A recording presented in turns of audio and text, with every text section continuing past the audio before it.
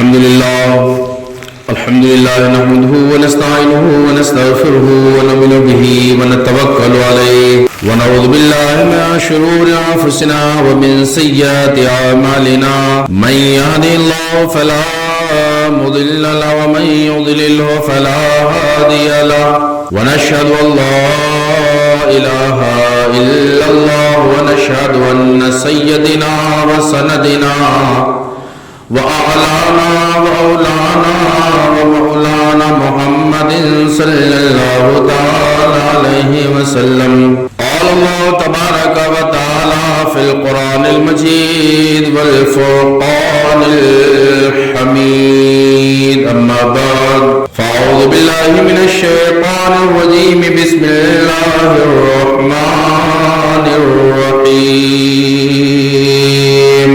يا أيها الذين آمنوا اتقوا الله وابتغوا إليه الوسيلة آمنت بالله صدق الله مولانا العظيم وبلغنا رسوله النبي الأمين المعين المبين المتين الكريم ونحن على ذاك لمن الشاهدين والشاكرين والحمد لله رب العالمین۔ آئیے ہم آپ سے مل کر کے آگے نعمت دریائے رحمت باعث تخلیق ارض و سما صلی اللہ تعالی علیہ وسلم کی بارگاہ مقدس و معطر میں پڑھی درود پاک اللہم صلی علی سیدنا و سندنا و مولانا محمد مبارک وسلم صلاۃ و سلاما علیک یا سیدی یا حبیب اللہ صلی اللہ تعالی علیہ وآلہ وسلم۔ معزز و مکرم و محترم و محتشم رفیقان گرامی وقار عزیزان محترم، آج یہ جماعت مبارکہ اور موضوع سخن جو میں نے بنایا تھا، موضوع سخن ہے وسیلہ الی اللہ عز و جل۔ اللہ پاک جل وعلا جل مجدہ الکریم کی بارگاہ میں وسیلہ پیش کرنا، توسل چاہنا، کسی ذات کو، کسی عبادت کو، معاملات کو، بزرگان دین کو، سلف و صالحین کو، اسلاف امت کو، علماء ملت کو، انبیاء ذوی الاحترام کو متوسل بھی بنانا اللہ پاک جل وعلا کی ذات میں آیا یہ شرک و بدعت ہے یا عین اسلام ہے؟ کہ ہمارا بعض طبقہ اور بعض گروپ میں لوگ ایسے بھی ہیں جو آج امت مسلمہ کو گمراہی کے دلدل میں پھنسا رہے ہیں، اور وہ جناب والا متوسل بھی کسی کو ہم اگر وسیلہ بنا لیں تو وہ شرک اور بدعت کا اس پر فتویٰ لگا دیتے ہیں، اور جمہوریت کو جو آقا صلی اللہ علیہ وسلم کی امت ہے کثرت کے ساتھ اس امت کو کافر اور مشرک بنا دیتے ہیں۔ تو کا وسیلہ صرف خدا کا جائز ہے، غیر خدا کا، انبیاء کا، اولیاء کا، بزرگان دین کا، عبادات کا، معاملات کا جائز نہیں۔ ایک طبقہ یہ کہتا ہے، اور ہمارے یہاں یہ ہے کہ وسیلہ اللہ کی بارگاہ میں توسل چاہنا، وسیلہ پیش کرنا بزرگان دین کا، سلف و صالحین کا، امت کے قداور ذاتوں کا اور اپنے اعمال صالحہ کا بالکل جائز ہے، مستحب ہے، مشروع ہے، شریعت کے اندر اس کو جائز قرار رکھا گیا ہے۔ اسی ضمن میں نے آیہ کریمہ شریفہ پڑھی ہے۔ اللہ پاک جل وعلا جل مجدہ نے قرآن مقدس و معطر میں ارشاد فرمایا، یا ایھا الذین آمنو، اے ایمان والو، اتقوا اللہ، اللہ سے تم ڈرو، اللہ کے ذات سے ڈرو، اللہ پاک خالق ہے، مالک ہے، رازق ہے، وہی پیدا کرنے والا ہے، موت دینے والا وہی ہے، ذاتیں بنانے والا وہی ہے، کائنات عالم کو تخلیق کرنے والی ذات صرف اور صرف خدا کی ہے بس۔ تو اللہ پاک جل وعلا کی ذات مقدس اور معطر ہے۔ اللہ فرماتا ہے یا ایھا الذین آمنوا اتقوا اللہ، اے ایمان والو اللہ سے ڈرو، وابتغوا الیہ الوسیلہ، اور اس تک پہنچنے کے لیے تم وسیلہ تلاش کرو۔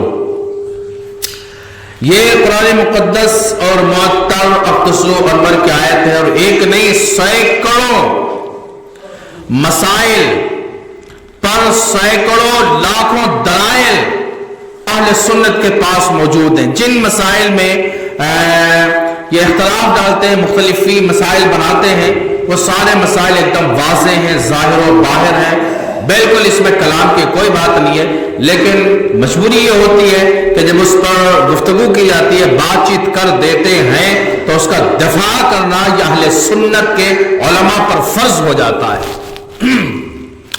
تو یہ کہ وسیلہ بنانا ایک طبقے کے تحت یہ شرک ہے، بدعت ہے، آپ کسی کو وسیلہ نہیں بنا سکتے۔ سوال یہ قائم کرتے ہیں کہ آیا اللہ کی بارگاہ میں کسی چیز کو، کسی بزرگ کو، اعمال صالحہ کو، اللہ کے سوا کسی نبی کو، اللہ کے سوا کسی شے کو وسیلہ بنانا جائز ہے یا نہیں؟ تو وہ طبقہ کہتا کہ نہیں، یہ جائز نہیں ہے، بلکہ وسیلہ بنانا، کسی کے وسیلے سے کچھ مانگنا یا اللہ کی بارگاہ میں وسیلہ کسی کا دے دینا، یہ مطلقاً قطعاً شرک اور بدعت ہوتا ہے۔ ہمارے یہاں علماء اہل سنت الحمدللہ، علماء اہل سنت فرماتے ہیں کہ نہ، وسیلہ بنانا، بزرگان دین سلف و صالحین کو متوسل بھی بنانا اور اعمال صالحہ کا وسیلہ بنانا، رب کے حضور میں وسیلہ پیش کرنا، یہ مستحب ہے، جائز ہے اور مشروع ہے، بالکل درست ہے، اس میں کوئی قباحت کسی شے کی ہے ہی نہیں، بالکل درست ہے، جائز ہے۔ اب آیت کریمہ ہم نے پڑھ لیا، نص قطعی ہے، اور اس میں اللہ پاک جل وعلا نے کیا فرمایا؟ یا ایھا الذین آمنوا اتقوا اللہ، اے ایمان والو اللہ سے ڈرو، وابتغوا الیہ الوسیلہ، اور اللہ تک پہنچنے کے لیے وسیلہ تلاش کرو۔ یہ آیت وسیلے کے تعلق سے، وسیلہ بنانے کے تعلق سے، اللہ تک پہنچنے کے لیے وسیلے کی ضرورت پر یہ آیت کریمہ مطلق ہے، اور نص قطعی سے وسیلے کا ثبوت ہو جاتا ہے۔ اب وسیلے کا اگر کوئی انکار کر رہا ہے، شرک یا بدعت کر رہا ہے، تو ضروری تو یہ ہے کہ وہ دلیل شرعی، دلیل مشروعی، نص قطعی سے، قرآن سے یا احادیث سے کوئی قرآن کی ایک آیت ایسے پیش کرے جس میں یہ لکھا ہو کہ وسیلہ غیر اللہ کو بنانا جائز نہیں ہے، شرک ہے یا بدعت ہے، یا حدیث کو ایسے لے کر کے آئے سامنے جس میں یہ لکھا ہو سرکار نے یا صحابہ کے قول اور فعل اور عمل سے یہ ثابت ہو کہ غیر اللہ کو، اللہ کے سوا کسی کو وسیلہ بنانا جائز نہیں ہے بلکہ شرک ہے یا بدعت ہے۔ اگر یہ وسیلے کی انکار کی دلیل پیش نہیں کر سکتے اور کوئی بندہ وسیلہ بنا لے کسی کو، تو پھر یہ کہے گا یہ مشرک ہو گیا، یہ کافر ہو گیا، یہ شرک ہے، یہ بدعت ہے۔ بندے نے جو ہی شرک و بدعت کا فتویٰ لگایا، یوں سمجھو کہ بندہ خود وہ کافر ہو جائے گا۔ یعنی ایک مومن بندہ، ایمان والا، اس نے وسیلہ بنا لیا، وہ مومن ہے، وسیلہ بنا لیا، وسیلہ یہ جائز ہے کتاب و سنت کی روشنی میں، اور کہنے والا طبقہ یہ کہتا ہے کہ یہ شرک و بدعت ہے، گویا کہ اس بندے مومن کو یہ کافر کہہ رہا ہے، کافر قرار دے رہا کہ وسیلے بنانے والا یہ کافر ہے۔ تو اس کو جو ہی کافر کہے گا، حالانکہ ہے وہ با ایمان مومن ہے، وہ کفر لوٹے گا کہنے والے کی طرف۔ یعنی کہ جو یہ کہتا ہے کہ وسیلہ شرک و بدعت ہے، گویا کہ وہ قرآن مقدس اور معطر اللہ کے فرمان کا انکار کرتا ہے، قرآن کی آیت کا انکار کرتا ہے، اور قرآن کے ایک زیر و زبر کا انکار یہ کفر ہوتا ہے، بندہ کافر ہو جائے گا۔ اور अकल चौपाओं को दे बैठे हकीम थानवी, मैं न कहता था ये सोहबत देव की अच्छी नहीं।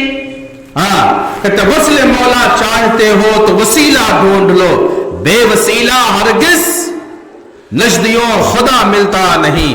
वस्ल मौला चाहते हो तो वसीला ढूंढ लो, बेवसीला नजदियों हरगिज खुदा मिलता नहीं। अब देखें, कुरान मुकद्दस और मुअत्तर की जब सरीह आयत आ गई, अब इस पर कोई कलाम नहीं है, या तो फिर दलील ऐसी ला करके आए हैं कुरान से या हदीस से जो इसके काट करे और ये बताए कि ये वसीला बनाना ये शिर्क व बिदात। एक होता है तवस्सुल और एक होता है तवक्कुल। एक होता है तवस्सुल, वसीला बनाना, वसीला पेश करना, और एक होता है तवक्कुल, भरोसा करना। अब ये हमें फंसाते, देखो इनके सारे हरबे जो हैं वो बिल्कुल मैं आपके सामने वाज़ेह करना चाहता हूं। तवक्कुल कहते हैं देखो अल्लाह बेटा देने वाली जात खुदा की है, बस रिस्क देने वाली जात खुदा की है। कायनात का जर्रा जर्रा जो आलमे वजूद में आया ये अल्लाह जल्ला मजदहू के वजह से आया है। सारी कायनात को पैदा करने वाला खुदा है, तंदुरुस्ती और सेहत देने वाला खुदा है, उसी के जात पे भरोसा करना चाहिए, बस किसी से कुछ नहीं मांगना चाहिए। जब देने वाली जात खुदा की है तो हम दूसरों से क्यों मांगे? रिस्क देना काम खुदा का है तो मज़ारात पे जाकर के वहां से क्यों मांगे? बंदे के समझ में भी आता है बिल्कुल नहीं मांगना चाहिए भाई। जब देने वाला खुदा है, सेहत देने वाला खुदा है, तंदुरुस्ती देने वाला खुदा है, बीमारी देने वाला खुदा है, जिंदगी देने वाला खुदा है, मौत देने वाला खुदा है। और हकीकत भी यही है कि इन सारी चीजों पर कुदरत अगर किसी जात को हासिल है तो वो अल्लाह पाक जल्ला वाला जल्ला मजुल करीम को हासिल है।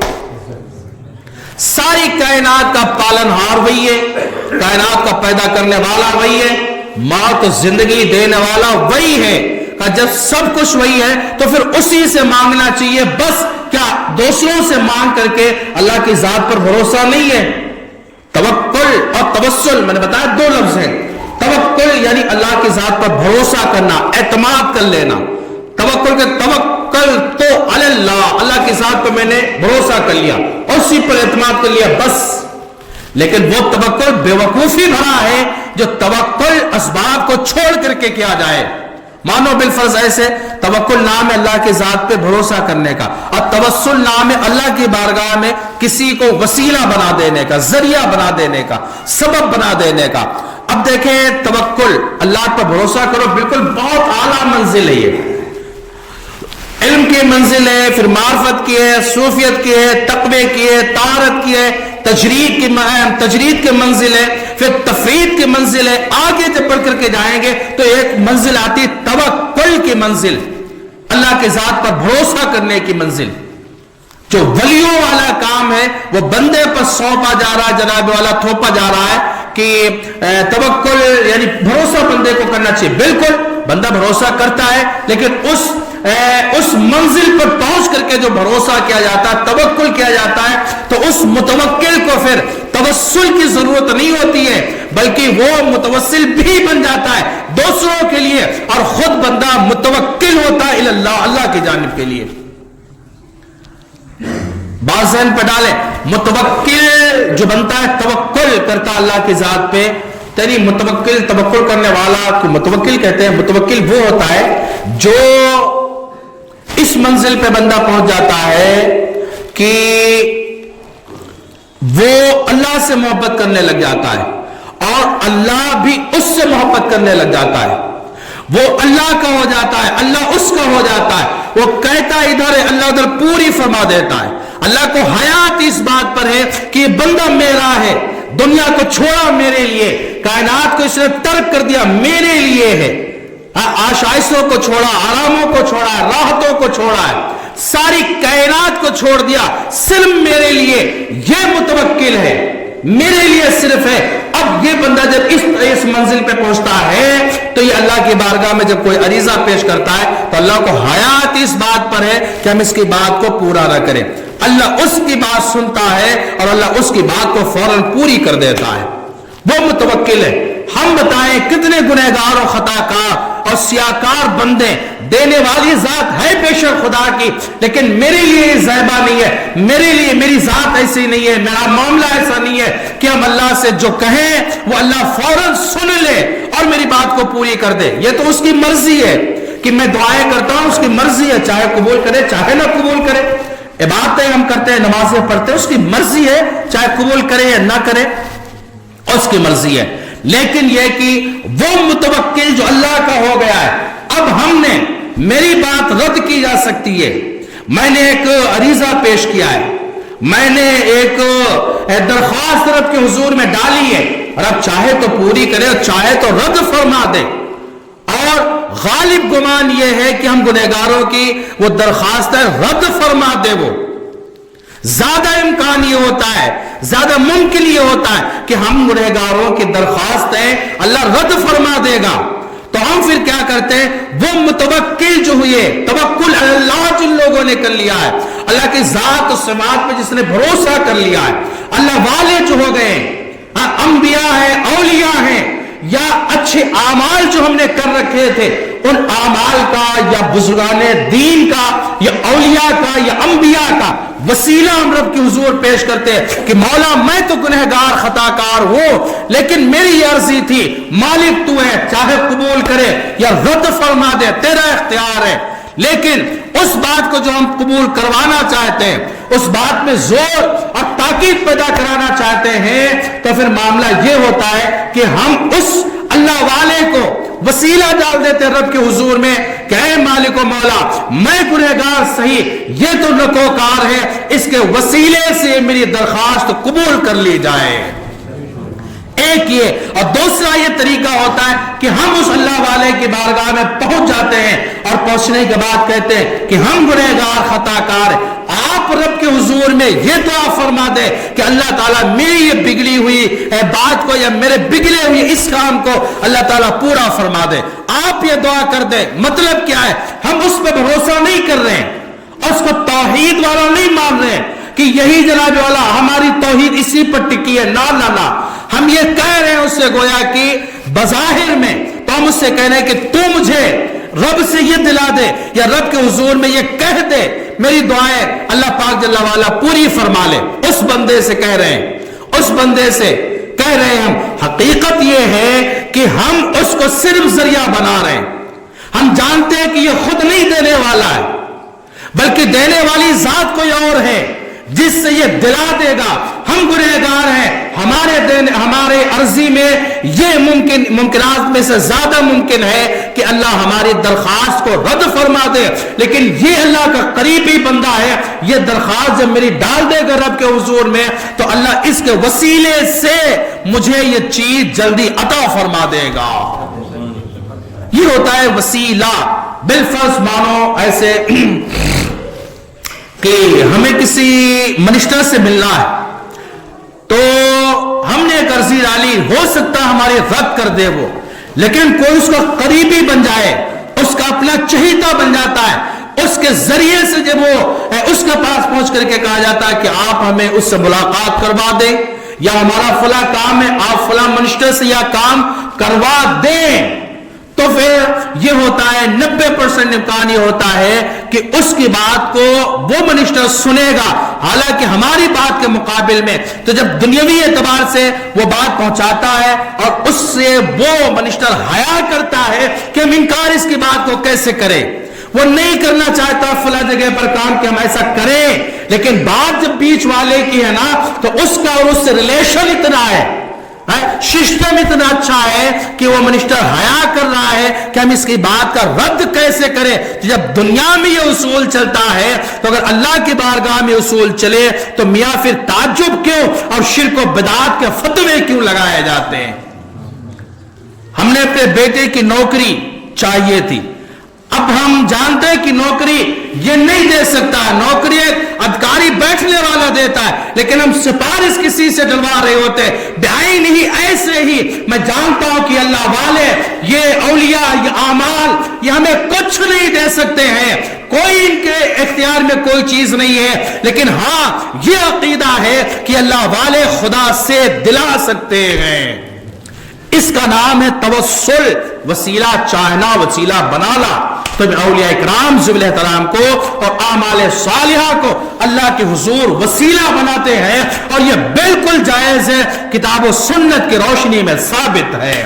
اس کو شرک و بدعت کرنے والا خود میاں کافر ہو جائے گا، مشرک ہو جائے گا اور دائرہ اسلام سے خارج ہو جائے گا۔ ہمیں آدھی چیز بتائی جاتی ہے بس، اور آدھی چیز بتا کر کے ہمیں ورغلایا جاتا ہے، قوم کو بہکا دیا جاتا ہے، راستے سے ہٹا دیا جاتا ہے کہ جناب والا دیکھو وسیلہ کسی کو بنا لیا، یہ شرک ہو گیا، مزارات پہ پہنچ گئے، ان کے ذریعے کسی سے مانگ لیا، یہ شرک ہے، نہیں مانگ سکتے، ریڈ زون لگا دیا گیا ہے، بالکل بات ختم کر دی جاتی ہے کہ یہ شرک۔ اب بندہ ہمارا تو عوام بھولا بھالا ہے، اس کو بھائی دینی امور یہ تسلسل کہاں معلوم کی کتاب و سنت سے کون مسائل نکلتے ہیں، استخراج کا مسائل کیا ہے۔ ہاں وسیلہ ہے تو وسیلہ کس کو کہتے ہیں، متوسل کس کو کہتے ہیں، متوسل لہو کس کو کہیں گے، متوسل بھی کس کو کہیں گے۔ تندہ کا وسیلہ نہیں، شرک ہے۔ ہم نے کہا وسیلہ جانتے ہو کس کو کہتے ہیں، تعریف پتہ ہے نہیں پتہ ہے، معنی پتہ ہے نہیں پتہ ہے، متوسل پتہ ہے نہیں پتہ ہے، متوسل بھی پتہ ہے نہیں پتہ ہے۔ جب یہ کچھ پتہ ہی نہیں ہے تو نے یہ بات کیسے کہہ دی کہ وسیلہ شرک ہو گیا ہے۔ ہم نے کہا عوام کو اتنے بڑے مسائل میں پڑھنے کی کوئی ضرورت نہیں ہے۔ اگر اتنے بڑے مسائل میں پڑھنے کی ضرورت ہو تو پھر اس بندے کو چاہیے کہ وہ مدرسے میں 10 سال اپنے وقف کر دے اور وہ دین و شریعت کا عالم بن کر کے میدان میں اتر آنا چاہیے۔ اور یہ بات ایسی نہیں ہے کہ ہم نے صرف بول دیا آپ کے سامنے بس، ہاں ایسی بات نہیں ہے۔ الحمدللہ اگر کوئی ایسے معاملات ہیں تو میں بیٹھنے کے لیے مکمل تیار ہوں اس وسیلے پر، اور 100 احادیثوں سے اس بات کو ثابت کر دوں گا کہ وسیلہ بالکل شریعت اسلامیہ کے اندر مشروع ہے، جائز ہے، مستحب ہے، بہتر ہے، نہ شرک ہے نہ بدعت ہے، کچھ بھی نہیں ہے، بالکل جائز ہے۔ وسیلہ الحمدللہ اللہ والوں کا وسیلہ بنانا، ذوات قدس کا وسیلہ بنانا، انبیاء کا وسیلہ بنانا۔ حضرت عمر رضی اللہ تعالیٰ عنہ حدیث لے کر کے آئے، بخاری شریف کی حدیث ہے، ایک حدیث سنو پھر آگے بتاتے ہیں۔ حدیث لے کر کے آئے، حدیث کیا لائے، کہتے ہیں انا نتوسل الیک، انا نتوسل الیک بام محمد صلی اللہ تعالی علیہ وسلم۔ درود پڑھا کر بھائی آقا کا نام آئے تو درود پڑھا کر، درود بہت ضروری ہے، سمجھے؟ ہاں اس میں کوتاہی مت کریں۔ کیسے ہیں آپ یہاں بیٹھتے ہیں اللہ کے ہم تو ثنا کر رہے ہیں، اللہ ہو سکتا ہے اسی کو قبول فرما لے۔ ایک محمد بن سعید رحمت اللہ علیہ بزرگ گزرے ہیں، پائے کے بزرگ ہیں، ہاں محمد بن سعید رحمت اللہ علیہ۔ علامہ نبہانی رحمت اللہ علیہ نے سعادت الدارین میں لکھا ہے کہ ایک دن آپ لیٹے تھے ایسے اور لیٹے سو گئے، واقعہ تو خواب کا یہ، لیکن دیکھیں سو گئے، آقا صلی اللہ علیہ وسلم تشریف لے آئے، کام کیا تھا، کیوں آ گیا آقا؟ کہتے ہیں کہ علامہ محمد ابن سعید کہتے ہیں میں مقررہ تعداد میں روزانہ ایک تعداد مقرر کے لیے میں 100 بار پڑھنا، 200 بار پڑھنا، 50 بار پڑھنا درود شریف کا مقررہ تعداد میں اپنے نبی صلی اللہ علیہ وسلم پہ روزانہ درود و سلام پڑھتے تھے، درود شریف پڑھتے تھے۔ اس دن ہم درود پڑھے، بالا خانہ میں آئے بیٹھے، اب بیٹھے تھے کہ نیند کا غلبہ آیا، ہم لیٹ گئے سو گئے۔ جو ہی شام کو سوئے آقا خواب میں تشریف لے آئے، آقا نے کہا محمد بن سعید اپنا منہ میری طرف کرو، اپنا منہ میری طرف کرو۔ محمد بن سعید کہتے ہیں علامہ نبہانی رحمت اللہ علیہ سعادت الدارین کے اندر یہ بات لکھتے ہیں کہ علامہ محمد بن سعید رحمت اللہ علیہ نے اپنے چہرے کو ایسے گھما لیا اور سرکار کے قریب ہو گئے، کہ سرکار کا حکم تھا، ماننا ضروری تھا۔ آقا صلی اللہ علیہ وسلم نے محمد بن سعید کے رخسار مبارک پر بوسہ لیا، رخسار مبارک پر بوسہ لیا اور کہا سرکار نے محمد بن سعید سے اپنا وہ منہ میرے سامنے کر، مجھے پیش کر جس منہ سے تم مجھ پر روزانہ درود پڑھتا ہے۔ الحمدللہ درود کے فضائل یہ، سبحان اللہ، دیکھیں درود سے بڑے بڑے مقام مل گئے۔ اب ان کی بیوی جو کہتے ہیں کہ علامہ نبہانی رحمت اللہ علیہ نے لکھا کہ علامہ محمد بن سعید کی بیوی جو سو رہی تھی وہ بیدار ہوئی اور آ کر کے کہتی ہے یہ کستوری کی خوشبو پورے گھر میں کیسے آ رہی ہے، یہ کہاں سے آ رہی ہے؟ یہاں تک کہ علامہ محمد ابن سعید کے قریب ہوئی، جب قریب ہوئی تو دیکھا کہ جہاں پر مصطفیٰ نے رخسار مبارک پر چوما تھا، لبھائے مبارک لگے تھے، اس جگہ سے کستوری کی خوشبو کے فوارے نکل رہے تھے۔ آقا صلی اللہ تعالی علیہ وسلم پر درود پڑھنے والے کے، اور وہ خوشبو ان کے مرنے تک قائم رہی ہے، تو درود پڑھنا گویا مصطفیٰ کی زیارت کا سبب بن جاتا ہے۔ نبی کا نام ہے، مصطفیٰ نے کہا بڑا کنجوس ہے جو اس کے سامنے میرا نام لیا جائے اور بندہ مجھ پر درود نہ پڑھے۔ خیر بات الگ ہے۔ اب دیکھیں وسیلہ بالذات، وسیلہ خدا کا بنانا یا خدا کے لیے وسیلہ بنانا کسی بزرگ کو یا اعمال صالحہ کو، یہ بالکل جائز ہے۔ ایک بات اس میں ضمناً سنیں کہ توکل اور توسل یہ دو لفظ ہیں، توکل اور توسل۔ توکل صرف خدا کا ہوتا ہے، بندوں کا نہیں ہو سکتا، اور توسل صرف بندوں کا ہوتا ہے، خدا کا نہیں ہو سکتا ہے۔ وسیلہ صرف بندوں کا اعمال صالحہ کے لیے تو جائز ہے، لیکن اللہ کے لیے نہیں۔ آپ اللہ کو وسیلہ بنائے کسی بارگاہ میں، یہ نہیں ہو سکتا ہے، اور اللہ کے سوا کسی پر توکل کرے یہ بھی نہیں ہو سکتا ہے، کہ اللہ کے سوا کسی پر توکل کرے یہ بھی نہیں ہو سکتا۔ حدیث حضرت عمر لے کر کے آئے بخاری شریف میں، وہ حدیث کیا لائے تھے؟ انا نتوسل الیک بام محمد صلی اللہ علیہ وسلم۔ دیکھیں وسیلے کے تعلق سے حدیث بخاری شریف کے الفاظ ہیں، کہتے ہیں کہ حضرت عمر رضی اللہ تعالیٰ عنہ نے کہا، اللہ کی بارگاہ میں عرض کیا، انا نتوسل الیک، اے میرے پالن ہارے، اے پروردگار عالم، میں تیری بارگاہ میں نتوسلو وسیلہ بناتا ہوں، نتوسلو الیک، تیری بارگاہ میں وسیلہ بناتا ہوں۔ کس کو؟ بأم محمد صلی اللہ علیہ وسلم، آقا صلی اللہ علیہ وسلم کے چچا کو۔ بھائی حضرت عمر رضی اللہ تعالیٰ عنہ نے دعا نہ فرمائی تھی کہ اللہ تو بارش کا نزول فرما دے، اور سرکار کے چچا حضرت عباس کا ایسے بازو پکڑ کر کے یا اللہ تو بارش پیدا فرما دے، حضرت رسول گرامی تو نہ رہے، ان کے چچا جو حضرت عباس ان کی وجہ سے مولا تو بارشوں کا نزول پیدا فرما دے، اور پھر اہل مدینہ بارش سے سیراب ہو گئے تھے۔ تو پھر وسیلہ بنانا کسی ذات کا حضرت عمر رضی اللہ تعالیٰ عنہ کی حدیث اور بخاری کی حدیث سے ثابت ہے۔ دوسری چیز کہتے ہیں جناب والا جو بھی آئے اس دنیا میں، بزرگ آئے، ولی آئے، علماء آئے، مر گئے، کام ختم، اب ان کا کوئی معاملہ نہیں ہے، میں نے کہا سارا معاملہ ان کا باقی رہتا ہے، اس لیے کہ دین ہمیں ملا ہی ان بزرگوں سے ہے۔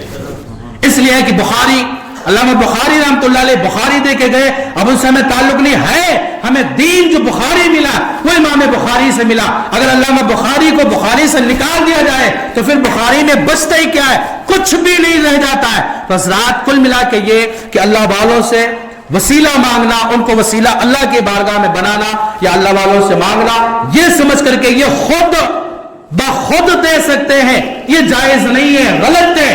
لیکن یہ وسیلہ بنانا کہ یہ دے نہیں سکتے، لیکن رب کے حضور میری سفارش کر سکتے ہیں، میرا وسیلہ بن سکتے ہیں، میرے لیے یہ سفارشیں کر سکتے ہیں، اور ان کی بات اللہ سن سکتا ہے، جلدی قبول کر لے گا، اس نیت سے ہو تو بالکل یہ جائز ہے، کوئی دقت نہیں ہے۔ اور ہمارا الحمدللہ سب کا سب یہ جانتے ہیں کہ ہم عوام اہل سنت اور علماء اہل سنت جو بھی مانگتے ہیں بزرگوں سے نہیں، اس نیت سے نہیں کہ یہی مالک و مختار ہے، سب کچھ انہی کے پاس یہی دیتے ہیں، نہیں، بلکہ یہ وسیلہ ہے، دینے والی ذات حقیقی خدا کی ذات ہے۔ بس یہ بات ہے، یہ وسیلے کا مفہوم ہے، مختصراً بالکل ہے۔ الحمدللہ بہت سارے حدیثیں ہیں، بہت سارے اقوال ہیں، اقوال سلف و صالحین بھی ہیں، لیکن انشاءاللہ موقع ملا پھر کبھی گفتگو کرتے ہیں۔ تو وسیلہ بہرحال جائز ہے، اولیاء کے مزارات پہ بالکل جانا جائز ہے، لیکن تہذیب و تمدن میں جائیں، ادب و احترام جو ہے اس ادب و احترام میں جائیں۔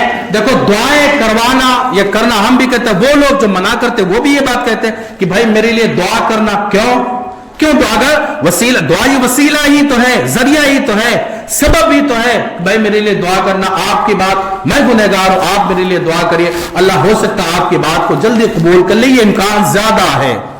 बुजुर्गों से या नकोकारों से हम दुआएं कराते, अपने बच्चों के लिए कराते, बीमार हो उसके लिए दुआएं कराते, मस्जिदों में दुआएं कराते। क्यों? अब वो दुआएं की जाती हैं। ज्यादा गालिब गुमान ये है कि इसमें नकोकार होंगे, अल्लाह इन नकोकारों की वजह से दुआएं जल्दी कबूल कर लेगा। हम तो बदकार है ही, हमारी दुआएं रद्द फरमा सकता है लेकिन इनकी भी दुआएं कबूल कर लेगा। अब वो फिर मालिक है, चाहे तो कबूल करे चाहे रद्द फरमा दे, ये उसका मामला है।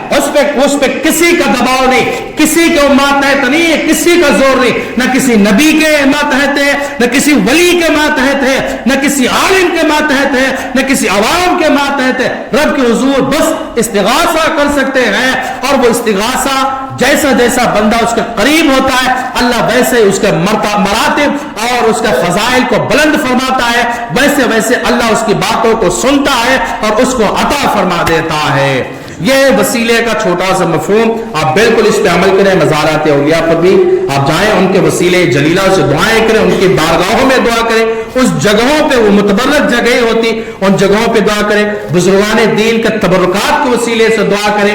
मक्का मदीना में मक्के जाए तो बैतुल्लाह शरीफ के वसीले से दुआ करें, उसके साए में दुआएं करें। मदीना जाए तो रोज़े रसूलुल्लाह के साए में दुआएं करें। कि ये मकाम ऐसे जगह, मकाम जगह, जातें, आमाल सालिहा, नेक अच्छे आमाल, इन सब के वसीले जलीला से रब के हुजूर मांगना, रब से सवाल करना, ये किताब और सुन्नत की रोशनी में बिल्कुल जायज है। न शिरक है, न बिदात है। और पूरी दुनिया आलम इस्लाम से गुजारिश भी कि आप भी इस बात का एहतियात रखें, किसी को भी इन बातों पर शिरक और बिदात, मुशरिक और बिदाती मत कहना, वरना शिरक और बिदात के फतवे लगाओगे वो कुफ्र तुम पर लौटेगा और तुम खुद खारिज अज इस्लाम हो जाओगे। अल्लाह की बारगाह में दुआ है कि मौला जल्ला मजदूर करीम हम समों को शरीयत मुस्तफ़ा सही मानों में समझने की तौफीक अता फरमाए। अस्तगफिरुल्लाह रब्बी मिन कुल्ली ज़ंबि व अतूबु इलैह।